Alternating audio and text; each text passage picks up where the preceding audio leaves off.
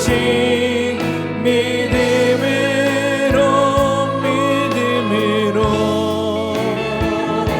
살리라. 오직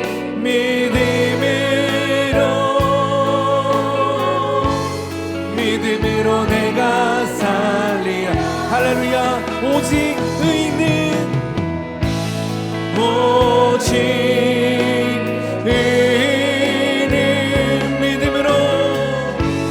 믿음으로 말미암아 살리라. 아멘. 오직 의는 우리 마지막으로 믿음의 고백을 주님 앞에 드리며 오직 의는 할렐루야. 오직 의는 믿음으로 말미암아 살리라. 오직 의는 믿음으로 말미암아 살리라. 할렐루야. 우리 한 번 더 주님께 큰 박수 올려드립시다. 우리가 믿음으로 주님을 바라봅니다. 변치 않으시고 신실하신 주님, 그 사랑이 우리와 변함없이 함께 하시기 때문입니다. 할렐루야.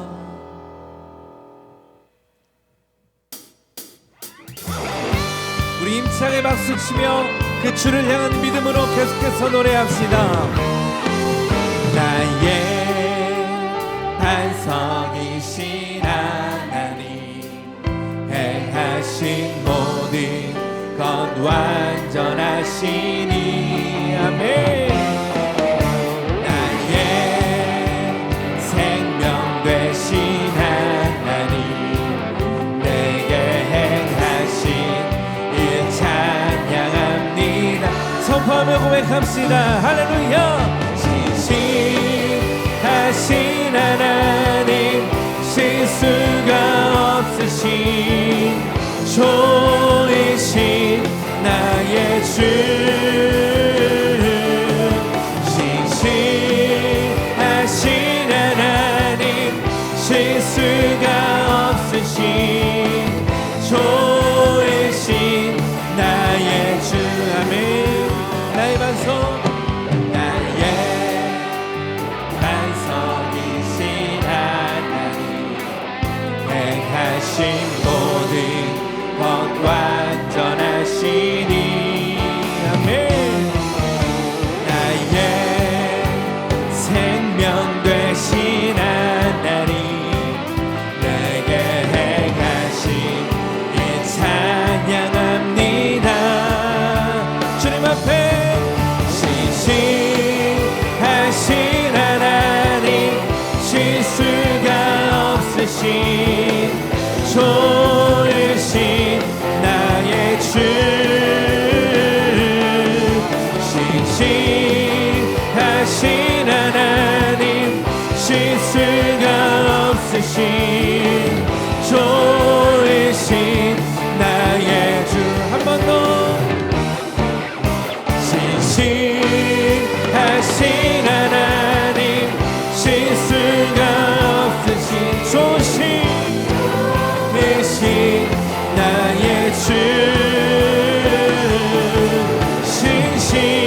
신실하신 하나님, 실수가 없으신 좋으신 나의 주.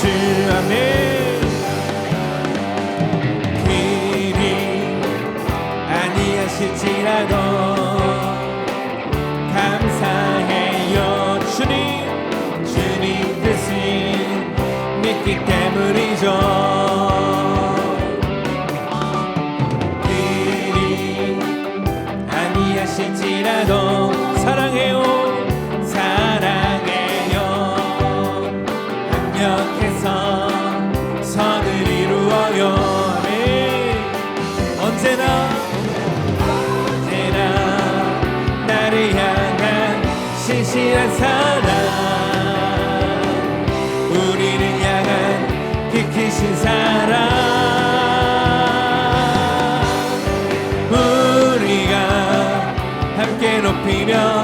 주를 찬양해. 할렐루야 할렐루야 하나님께 영광. 아멘. 한 번 더. 일이 아니하실지라도 감상해요.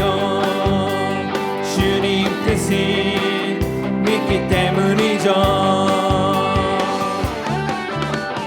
일이 아니하실지라도 사랑해요.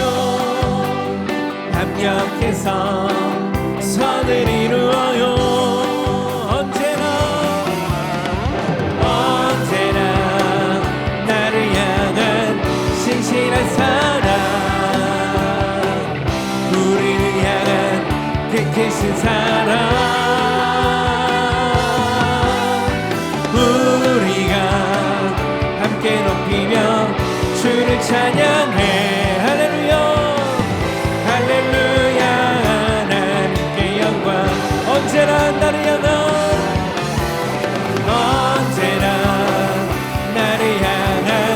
신실한 사랑, 우리를 향한 그 크신 사랑. 우리가 함께 높이며 주를 찬양해. 할렐루야 할렐루야 하나님께 할렐루야 할렐루야 하나님께 한 번 더 주님 앞에. 할렐루야 할렐루야 하나님께 영광. 할렐루야. 우리 한 번 더 주님 앞에 큰 박수를 올려드립니다. 우리를 향한 변함없으신 주님의 사랑을 믿음으로 주님 앞에 나아갑니다. 할렐루야.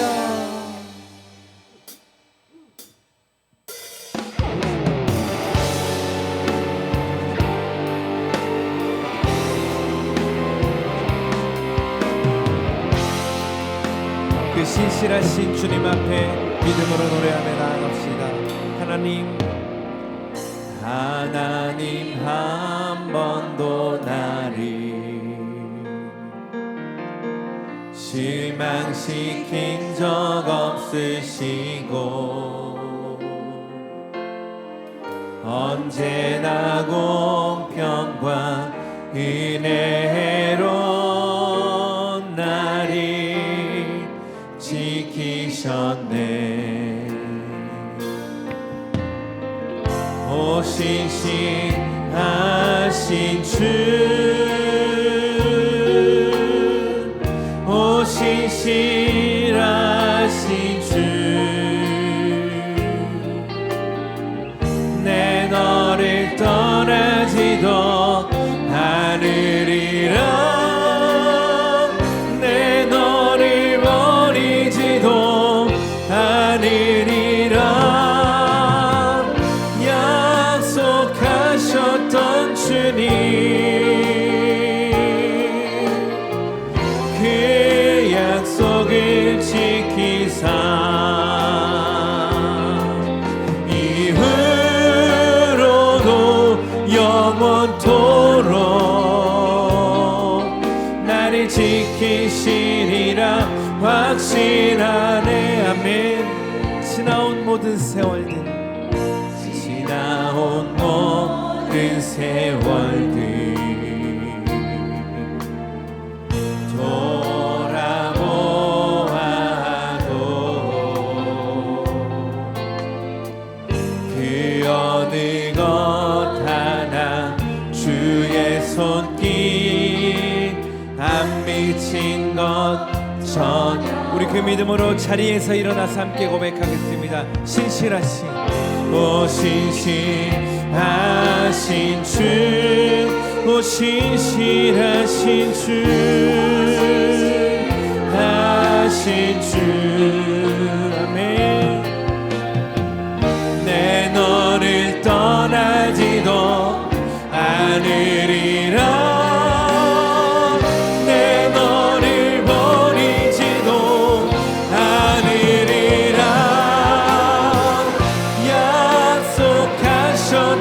주님, 그 이상 이후로도 영원토록 나를 지키시리라 확신하네. 정직한 영을 새롭게 하소서라는 제목으로 하나님 말씀 나누겠습니다. 미국의 한 의과대학에서 의과대학에 들어온 학생들에게 첫 시험을 치르는 시간이었습니다. 교수님께서는 학생들에게 시험지를 나눠줍니다. 그리고는 감독을 서지 않고 그냥 나가시는 거예요. 자유롭게 시험을 칠 수 있도록. 미국은 적지 않은 대학이, 의과대학이 시험을 치를 적에 감독 하에 시험을 치르지 않고 자율적으로 치르게 합니다. 그 이유는 사람의 생명, 고귀한 생명을 돌보는 의사가 되려면 가장 먼저 양심적이어야 한다. 가장 먼저 이 양심이 있어야 한다라는 것을 깨우쳐주기 위해서인 것입니다. 한 학생이 시험을 열심히 준비를 했습니다. 의과대학에 들어온 모든 학생들이 다 공부를 열심히 하는 학생들이라 그도 열심히 준비를 했습니다. 열심히 준비를 했어도 좋은 점수를 받을 수 있을지는 이것은 참 걱정이 되는 부분입니다. 교수님께서 밖으로 나가셨습니다. 그런데 여기저기서 소리가 들리는 거예요. 바스락 바스락 하는 소리가 들리는 겁니다. 둘러보았더니 주머니 그리고 가방에서 커닝 페이퍼가 나오는 거예요. 순간적으로 이 학생은 여러 학생들이 커닝 페이퍼를 준비해 왔네. 내가 아무리 열심히 공부를 잘 준비를 했어도 커닝 페이퍼를 준비한 학생보다 더 점수가 나온다는 것은 아주 힘든 것 아니겠습니까? 그래서 그가 이거 잘못하면 나는 낙제 점수 맞으면 어떡하지? 왜 나는 바보처럼 저렇게 커닝 페이퍼를 나는 준비하지 못했지? 하는 마음이 드는 거예요. 그럴 때 그 반 전 뒤에서 한 학생이 일어섭니다. 그리고 큰 소리로 이렇게 얘기를 합니다. 여러분, 나는요 작은 도시에서 왔습니다. 그리고 나는 이 학교를 들어오려고 열심히 공부를 했고 나는 일찍 결혼해서 아내도 있고 나는 자녀도 있습니다. 그리고 이 작은 도시에서 우리 학교 옆에 허름한 작은 아파트를 얻어서 지금 살면서 학교를 다니고 있는데 나는 언젠가 내가 이 학교를 졸업을 해서 좋은 의사가 되는 그런 꿈이 있습니다. 오늘 여러분들이 지금 첫 시험을 치르는데 시험을 치르면서 여러분들이 커닝 페이퍼를 가지고 시험을 치르는 학생은 내가 반드시 교수님에게 말을 할 겁니다. 그러자 학생들이 한숨소리, 탄성소리와 함께 모든 커닝 페이퍼를 주머니로 가방으로 다 집어넣는 거예요. 순간 처음에 열심히 내가 공부해 왔지만 왜 나는 저렇게 커닝 페이퍼를 준비해오지 못했을까, 그런 마음을 가졌던 학생은 두 가지 마음이 들었던 거예요. 하나는 안심이다. 이제 다들 커닝 페이퍼 없이 시험을 치르니까 이제 공정하게 치르겠구나, 이 마음 하나하고 또 하나는 부끄러운 거예요. 나도 저렇게 커닝 페이퍼를 준비해 올 걸, 그런 마음을 가졌던 것이 부끄러운 거예요. 그리고 시험을 치렀고, 그리고 여러분들 중에 커닝 페이퍼를 가지고 시험 치르는 분은 내가 반드시 교수님에게 말씀하겠다는 그 학생은 그 학교에서 표본이 된 거예요. 모델이 된 거예요. 그리고 그 학교는 그 학교 의대 역사상 가장 많은 졸업자를 배출하는 그러한 그 학교가 되었습니다. 이 정직을 추구했던 그 반, 의대 역사상 최다 인원이 졸업하는 결과를 낳았고 결국 정직은 더 좋은 결과를 낳게 되었다라는 것입니다. 여러분, 정직, 이 정직이 무엇입니까? 정직이란 단지 거짓말을 하지 않은 것만 의미하는 것 아니에요. 정직이란 우리는 정직, 거짓말 하지 않는 것, 우리가 그 정도로 생각하는데 그 정도가 아니에요. 우리나라 사전에 정직이라는 그 낱말을 찾아봤습니다. 의미가 어떻게 되었나? 봤더니 이렇게 써져 있습니다. 거짓, 허식이 없이 마음이 바르고 고듬, 이렇게 되어 있어요. 거짓, 허식이 없이 마음이 바르고 고듬, 이렇게 되어 있습니다.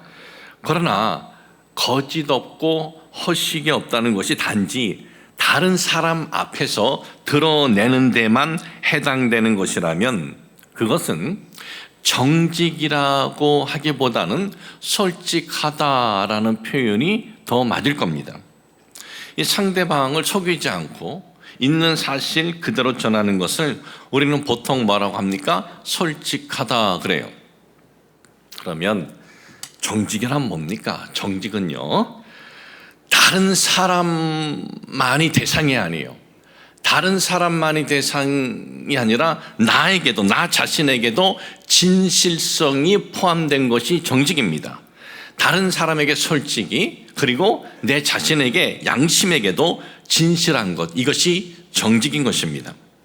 저는 오늘 우리가 이렇게 예배를 드리는데 이 예배를 드리는 우리는 누굽니까? 우리는 하나님을 섬기는 하나님의 백성이다. 그러한 우리는 마음이 있어요. 그러면 하나님의 백성인 우리는 이 정직에 대해서 어떻게 우리가 생각을 하고 있는가? 오늘 이 정직에 대해서 우리가 한번 다시 돌아보는 시간이 되었으면 합니다. 제가 왜 이 부분을 가지고 말씀을 준비를 했냐면 두 가지 이유 때문에 그렇습니다. 어떻게 보면 좀 여러분에게 무거운 부분이에요. 왜? 우리들 중에 완전한 정직자란 없습니다. 고 목사는 완전한 정직자예요? 그렇지 않아요. 이 세상에 완전한 정직자가 없는데 참 그러니 정직하면 우리는 어느 한 부분 참 이 마음에 양심에 갇히게 되는 부분이 우리가 있지 않겠습니까? 그런데도 왜 이 말씀을 제가 준비를 했냐면 첫 번째 이유는 이것입니다. 우리 사회는 정직이란 단어가 지금 찾아보기가 어려운 사회다라는 거예요. 우리의 일반적인 사람들만이 아니라 우리 사회에 지금 매스컴에서 뉴스에서 있는 그 대표적인 지도자들 보세요. 여당이고 야당이고 그 지도자들 보면은 참 정직한 사람 찾기가 저렇게 힘든가? 그런 마음이 들면서 이제는 정직하지 않은 것을 보면서도 별로 마음에 부담이 없어요. 왜? 이 사회가 지금 그렇게 되어버렸어요. 비정직한 것에 대해서 이상하다라고 생각하지 않는 사회라 이거죠. 그러한 사회에 우리 그리스도인들은 그럼 어떠냐? 우리는 이 정직이라는 이 단어가 우리에게서도 사라진 것은 아닌가 해서 이 부분에 대해서 말씀을 준비한 것이고, 또 하나는요,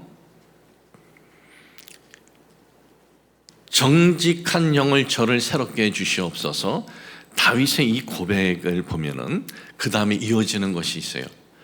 구원의 기쁨이 회복되게 하여 주옵소서. 그러니까 성령과 정직과 구원의 기쁨은 하나예요. 근데 언젠가부터 우리는 이 구원의 기쁨이 우리에게 점점점 사라지고 우리에게 구원의 기쁨이 정말 소멸되고 있다면 이 정직의 영에 대해서 우리가 정직한 삶을 추구하지 않았기 때문이 아닌가. 그래서 오늘 이 말씀을 준비를 한 것입니다. 오늘 이 본문의 내용의 배경은 이렇습니다. 다윗이 밧세바를 취했습니다. 이 밧세바는 누굽니까? 다윗 왕의 아주 신복, 장군이에요. 충성스러운 장군의 아내예요. 그 당시 왕은 그 어떤 처녀도 자신이 원하면 취할 수가 있는데 자신의 충성스러운 그 부하의 아내를 취한 거예요. 근데 이 밧세바가 아이를 가져버렸어요. 그러니 나중에 우리아가 전쟁터에서 들어오면은 날짜를 계산하면은 내가 전쟁터에 있을 때 내 아내가 아이를 가졌네 하면 이게 이제 드러나는 거죠. 그래서 다윗이 어떤 계략을 씁니까? 우리아를 불러요. 집으로 와서 좀 쉬어라. 얼마나 고생이 많느냐 생각을 해주는 것처럼 불러요. 그런데 우리아는 아니 내 군사들은 지금 전쟁터에 있는데 내가 집에서 편히 쉴 수 없습니다 그래요. 그러니까 다윗이 왕궁에서 잔치를 열어요. 먹고 마시고 취하게 만든 다음에 그 다음에 우리아에게 집에 가서 쉬라 그래요. 취한 상태에서 보낸 거죠.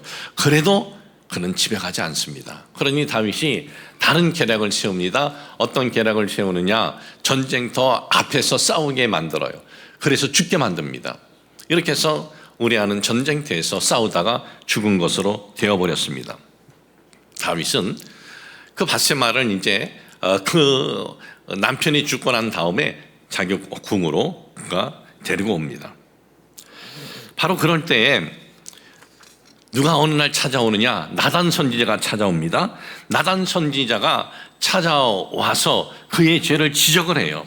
오늘 이 본문은 나단 선지자로부터 다윗의 죄에 대해서 지적을 받고 난 다음에 한 고백이 바로 오늘 본문의 내용입니다. 나단 선지자로부터 다윗이 당신이 이러한 잘못을 했습니다. 당신은 남의 아내를 취했습니다. 당신은 그리고 그를 죽였습니다라는 죄가 지적되었을 때 다윗은 어떤 마음이었을까요? 성경에 보면 다윗은 보좌에 내려와서 왕의 자리에 내려와서 눈물로 회개하고 그리고 그가 진심으로 뉘우쳤다라고 말을 하고 있어요. 그러면 다윗은 그 마음에 그런 선지자로부터 자신의 잘못에 대한 지적을 받았을 때 그 마음에 갈등이 없었을까요? 물론 성경은 다윗이 갈등이 있었다라고 하는 내용은 없어요. 그러나 오늘 읽어드린 이 본문의 내용을 보면 다윗도 자신의 잘못을 지적을 당했을 때 갈등이 있었구나라는 것을 우리가 알 수 있는 내용이 바로 본문의 마음이에요. 본문의 내용이에요. 오늘 그는 갈등이 있었기 때문에 이렇게 고백을 합니다. 하나님이여 내 속에 정한 마음을 창조하시고 내 안에 정직한 영을 새롭게 하소서. 왜 갑자기 다윗은 내 안에 정직한 영을 새롭게 하소서 그랬을까요? 자기 안에 정직하지 않은 마음이 있었기 때문에 그런 거예요. 나단 선지자가 자신의 죄를 지적했을 때 다윗은 누가 이 사실을 아는 사람이 없는데 아니다라고 발뺌을 할까? 아니면 거짓 정보요, 허위 정보요 라고 그렇게 내가 비정직하게 말을 할까 하는 갈등이 있었다는 거예요. 물론 다윗이 진심으로 회개하지 않았다는 것이 아닙니다.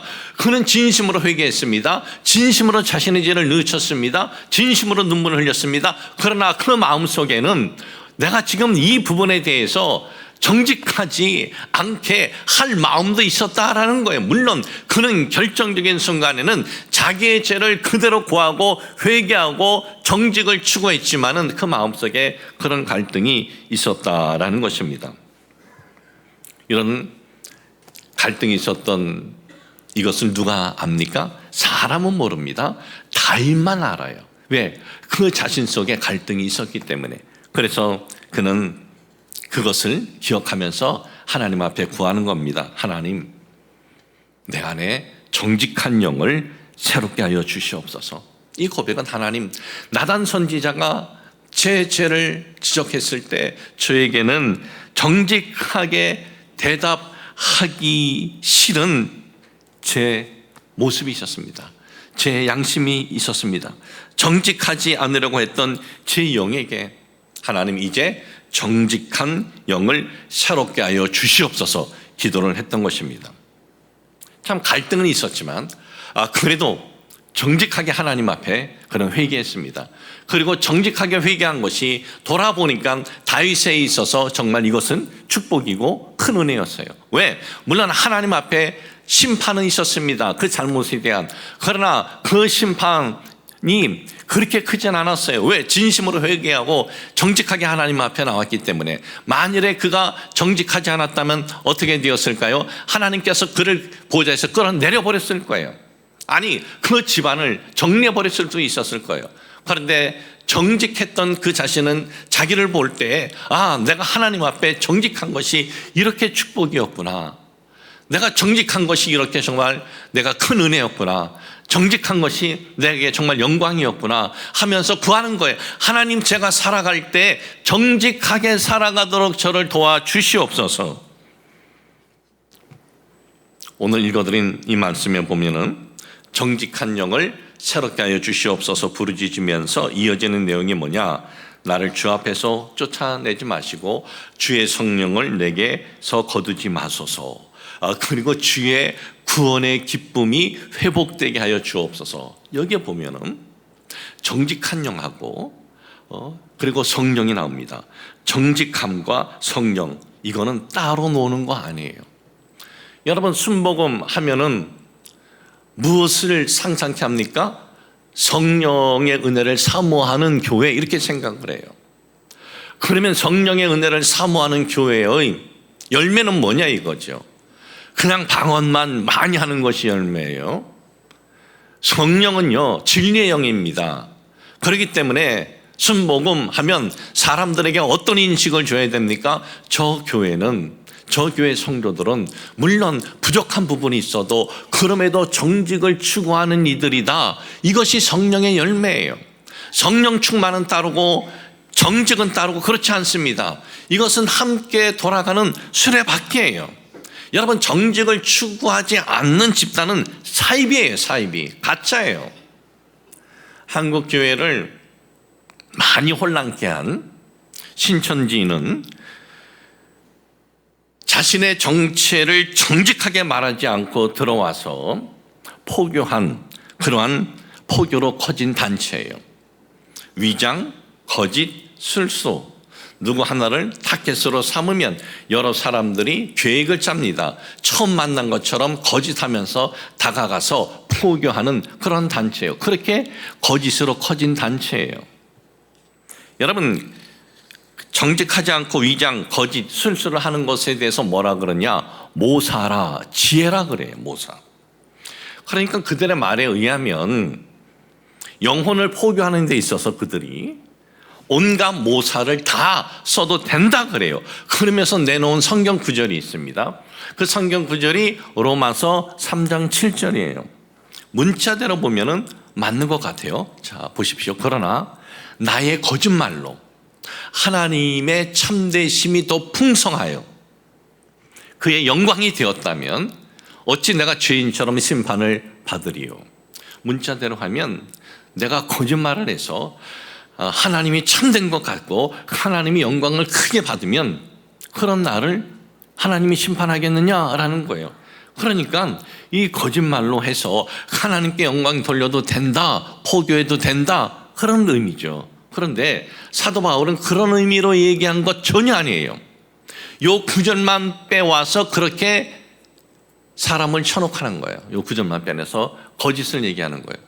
전체적인 의미를 보려면 앞뒤 문맥을 다 봐야 됩니다. 로마서 3장 5절부터 8절까지를 봐야 되는데 5절 6절의 의미는 이렇습니다. 그러나 우리의 불의가 하나님의 의를 드러나게 하면 무슨 말 하리요? 내가 사람의 말하는 대로 말하노니 진노를 내리시는 하나님이 불의하시냐? 결코 그렇지 아니하니라. 만일 그러하면 하나님께서 어찌 세상을 심판하시리요? 이 두 구절의 의미를 먼저 말씀드리고 그 다음 구절을 말씀드리겠습니다. 두 구절의 의미는 이렇습니다. 우리의 불의로 우리가 어떤 불의를 해서 하나님은 의롭게 해도 된다고 하나님이 괜찮다 허락하신다면 하나님은 불의한 분이다 이거죠. 불의하신 하나님께서 어떻게 세상을 공의롭게 심판하시겠느냐 이겁니다. 불의한 신이 어떻게 공의로운 신이 되겠느냐 이거죠. 그러니까 아니다라는 거죠. 불의로 하나님을 의롭게 하는 것은 아니다라는 거예요. 그리고 이제 7절과 8절에 보면은 그러나 나의 거짓말로 하나님의 참되심이 더 풍성하여 그의 영광이 되었다면 어찌 내가 죄인처럼 심판을 받으리요? 또는 그러면 선을 이루기 위하여 악을 행하자 하지 않겠느냐? 어떤 이들이 이렇게 비방하여 우리가 이런 말을 한다고 하니 그들은 정죄받는 것이 마땅하니라 그랬어요. 이 말이 뭐냐 하면 이 말의 의미는 거짓말로 하나님께 영광 돌리는 것이 괜찮다, 심판을 받지 않는다라고 한다면 선을 이루기 위해서 악을 행해도 된다 하지 않겠느냐. 이게 말이 되느냐? 말이 안 된다 이거죠. 하나님께 영광을 돌리기 위해서 어떤 짓도 괜찮다? 그런 의미가 아니다라는 거예요. 이 로마서 3장 7절은 바로 이런 의미인데 자기네가 필요한 대로 풀어서 해석한 거예요. 여러분, 비정직은요 모사가 아닙니다. 이거는 사기예요, 사기. 그런 사기는 성령의 인도가 아닙니다. 이것은 거짓 영을 따르는 거예요. 여러분, 예수님 보십시오. 예수님께서 공생의 사역을 하셨을 때의 내용이 마태, 마가, 누가, 요한복음에 나옵니다. 그 제자들이 자기 스승께서 하신 말씀들을 행하신 것을 기록했는데 예수님께서는 한 사람이라도 더 나를 쫓게 하려고 거짓을 했느냐? 그런 적 없습니다. 그러면 그의 제자들에게 너희들은 한 사람이라도 더 나를 쫓게 하기 위해서 수단과 방법을 가리지 말고 해도 된다 그랬습니까? 전혀 아니에요. 여러분, 만일 성경에 그리스도께서 한 명이라도 더 따르도록 온갖 모사를 써도 된다라고 했다면 기독교는 거짓이에요. 사기예요. 왜? 자신들의 목적을 이루기 위해서 온갖 모사를 다 써도 된다는 사고를 가진 집단이라면 믿을 것이 아무것도 없는 집단이 되는 거예요. 아니, 자신들의 목적을 이루기 위해서 비정직해도 된다는 단체에서 말하는 모든 내용은 모두 다 그 근본이 비정직할 수 있기 때문입니다. 진리는 정직해야 돼요. 진리는 자신을 속이면 안 돼요. 그래서 예수님께서는 자신의 정체성을 그대로 선포하신 거예요. 나는 길이요 진리요 생명이다. 아니, 이 선포가 예수님에게 집을 주는 것도 아니고 돈을 주는 것도 아니고 높은 자리 주는 것 아닙니다. 이 선포는 예수님을 어떻게 몰고 가요? 예수님을 죽음으로 몰고 가요. 그럼에도 자신의 정체성에 대해서 그는 그대로 밝혔습니다. 예수님께서는 군중이 자신을 따를 때나 군중이 따르지 않을 때나 군중이 돌을 던질 때나 자신의 정체에 대해서 예수님께서는 그대로 정직하게 선포하셨습니다. 신천지에서 주장하는 보혜사, 구원자가 그들의 총회장이라면 자신 있게 주장해야 돼요.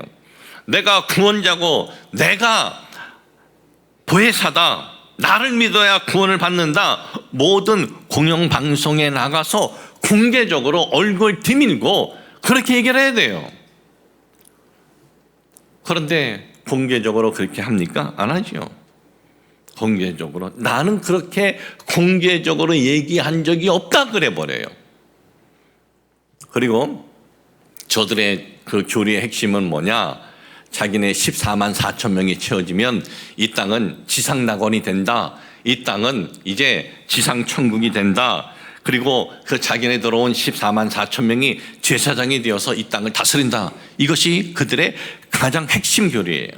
그런데 14만 4천 명이 넘어버렸어요. 야, 이거 어떡하지? 그래서 그들이 내놓은 교리가 바뀌었어요. 어떻게? 14만 4천 명 알곡이 돼야 된다. 100만 명이 돼도 14만 4천 명 알곡 안 됐다 하면 알곡이 안 된 거예요. 그런데 사람들은 거기에 또 넘어가요. 거짓된 것들은 이렇게 확인할 수 없는 거짓으로 말을 바꾼다라는 것입니다. 여러분, 우리 주님은 그 자신을 위해서 그 어떤 술수, 모사, 거짓 하지 않으셨습니다. 그리고 성령은 진리의 영입니다. 성령은 정직의 영입니다. 여러분들이 오늘 설교를 들으면서 이런 부담이 있을 거예요. 어떤 부담이냐면 정직하지 못한 적이 내가 있는데, 안 그래요? 그래요. 정직하지 못한 적 우리가 있어요. 어느 때 갑자기 누가 뭔가 확 물어보는데 내가 정직하게 그대로 얘기하면 나에게 큰 피해가 입을 수 있을 때 나도 모르게 나를 방어하기 위해서 우리에게는 어떻게 해요? 정직하지 않게 대답을 할 때가 있어요. 여러분, 비정직은 그리스도인들에게 없는 게 아니에요. 오늘 말씀드리는 것은 뭐냐? 처음부터 어떤 목적을 갖고 계획을 갖고 비정직을 세우는 것, 그리고 비정직에 대해서 전혀 마음에 가책이 없는 것, 꺼리낌이 없는 것, 그것을 지금 말씀하고 있는 겁니다.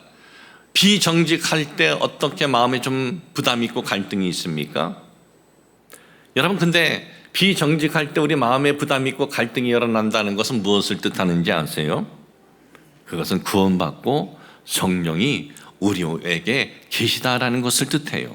여러분, 비정직을 밥 먹듯 하는 사람, 숨 쉬는 것 외에는 믿을 거 없어 보이는 것들, 그런 것들은 성령과 전혀 관계없는 것들입니다. 그런데 예전에 우리가 예수님을 몰랐을 때, 하나님을 섬기지 않았을 때는 어떤 그런 마음의 갈등이 없었어요. 그냥 순간적으로 나에게 이익되는 것을 얘기하는 것에 대해서 갈등이 없었어요. 거짓이든 비정직이든. 물론 이런 불안감은 있었지요. 야, 이것이 법적으로 잘못되면 어떡하나? 그런 불안감은 있었지만 그 외에는 양심적으로 그런 갈등은 없었습니다. 그런데 지금은 갈등이 있습니다. 왜 그런 갈등이 있습니까? 바로 구원받고 성령이 계시기 때문에 그런 갈등이 있는 거예요. 그러면 여러분, 우리는 정직하지 않은 이 시대에 지금 살아가고 있는데 그리스도인으로서 우리가 이 정직이라는 단어를 우리가 잃어버린 것은 아닌가, 아예 잊어버린 것은 아닌가. 그리고 이 정직은요, 바로 우리 그리스도인들이 기도할 때 나의 그 어떤 문제 해결이나 우리의 소원만을 기도하는 것이 아니라, 하나님, 제가 이 땅에서 살아갈 때 육신을 입고 있을 때 우리는 온전하지 못합니다. 완전한 정직자가 어디 있겠습니까? 그럼에도 불구하고 하나님 저를 도와주셔서 정직한 삶을 추구하도록 인도하여 주옵소서. 이런 기도 제목은 우리에게 있습니까? 정직이란 단어를 가지고 우리 자녀들과 그리고 우리 집안에서 함께 이 부분을 가지고 논한 적이 있습니까? 여러분, 정직하게 사는 것이 쉽지 않은 이 시대에 살아가고 있지만은 그럴지라도 우리는 정직을 추구하면서 나아가고 정직한 영을 새롭게 해달라는 기도가 우리에게 있어 보십시오. 오늘도 정직한 영을 내가 새롭게 해 주시옵소서. 그런 기도를 하면 우리에게 어떤 은혜가 임하느냐? 다윗의 고백을 보니까 구원의 즐거움이 우리에게 회복된다는 거예요. 여러분, 구원의 즐거움이 우리에게서 점점점 지금 사라지고 있습니까? 정직한 영을 놓고 한번 기도해 보십시오. 그러면 우리 속에 구원의 이 즐거움과 기쁨이 다시 작동하고 운영되기 시작한다라는 것을 잊지 마시길 주님의 이름으로 축복을 합니다. 성경에 보면은 정직과 연관된 놀라운 약속들이 있어요. 잠언서 14장 11절에 보니까 이렇게 기록이 되어 있습니다. 잠언서 14장 11절, 악한 자의 집은 망하겠고 정직한 자의 장막은 흥하리라. 그 집안에 정직이 흥하게 한다는 거예요. 시편 84편 11절에 보니까는 야훼 하나님은 해요 방패시라. 야훼께서 은혜와 영화를 주시며 정직하게 행하는 자에게 좋은 것을 아끼지 아니하실 것임이니이다. 여기서 좋은 것은 우리가 원하는 돈, 이런 좋은 것이 아닙니다. 하나님이 보실 적에 좋은 것이에요. 좋은 것을 주신다는 거예요. 시편 112편 2절에는 그의 후손이 땅에서 강성하며 정직한 자들의 후손에게 복이 있으리로다. 정직한 자의 후손에게 복이 있으리로다. 잠언서 15장 8절, 악인의 제사는 야훼께서 미워하셔도 정직한 자의 기도는 그가 기뻐하시느니라. 그래서 여러분, 정직한 자의 기도는 기뻐하신대요. 기도할 때 주님, 이 정직한 영을 주시옵소서. 그러한 기도와 함께 기도하면 주님께서 기뻐하신다는 거예요. 정직한 자의 기도. 이사야 26장 7절, 의인의 길은 정직함이요 정직하신 주께서 의인의 첩경을 평탄하게 하시도다. 이 정직한 삶에 대해서 하나님의 약속은 이렇게 엄청납니다. 사랑하는 성도 여러분, 우리가 정직한 삶을 추구한다고 즉시 어떤 큰 이익이 주어지는 것은 아닙니다. 그러나 잊지 마십시오.